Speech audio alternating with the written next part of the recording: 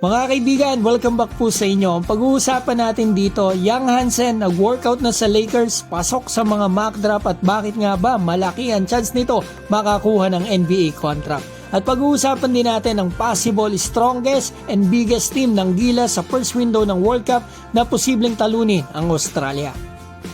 Simulan po natin sa pambato ng China na si Young Hansen. Nakasalukuyan po nagwo-workout ngayon sa NBA teams matapos yung maganda niyang pinakita sa NBA Draft Combine. Kanina lang po lumabas yung video niya sa workout niya sa Lakers. Sa nakita ko, 5 lang po sila, mga player po sila lahat ng Clutch Sports. So ang agent po nila ay yung agent ni LeBron James, si Rich Paul mga kaibigan. At dito sa workout nila, dinumog ito ng mga NBA GMs, mga scout at mga NBA analysts. Sa nakita ko, maganda po yung pinakita ni Young Hansen dito sa Clutch Sports Pro Day sa LA. Take note, pasok po si Young Hansen sa mga NBA mock drafts na affiliated po sa NBA. Nasa second rounder siya mga kaibigan lahat.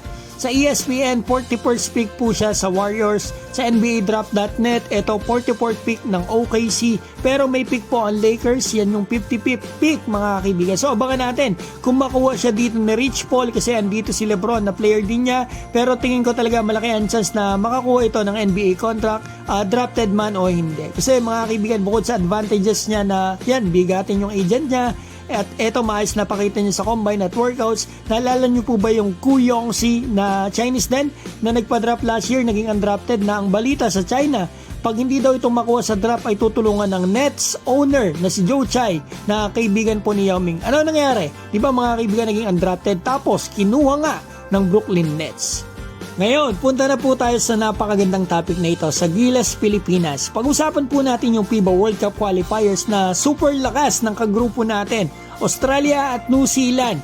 Posible po palang mga kaibigan dito natin makita yung super team ng Gilas sa November yan mga kaibigan, yung first window November 24 hanggang December 2. Kasi po mga kaibigan, posibleng makalaro na po dito si Kai Sotto base sa sinabi sa akin ng mapapagkatiwalaang source natin at sa sinabi po ni Coach Tim na October and we can beat anybody daw.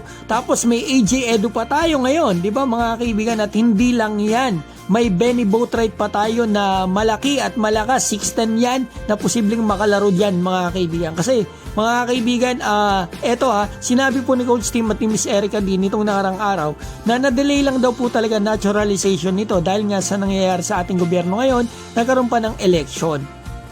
So possible daw po after ng SONA. Yan po ay sa July mga kaibigan. Maihahain na daw po ang naturalization process niya. So 4 months before ang first window. So posible nga po na available na si Benny Boatwright sa time na yan. At pag nagkataon na makalaro na ito, magkakasabay pa itong Kai Sotto at Edu. May pahardo pa tayo.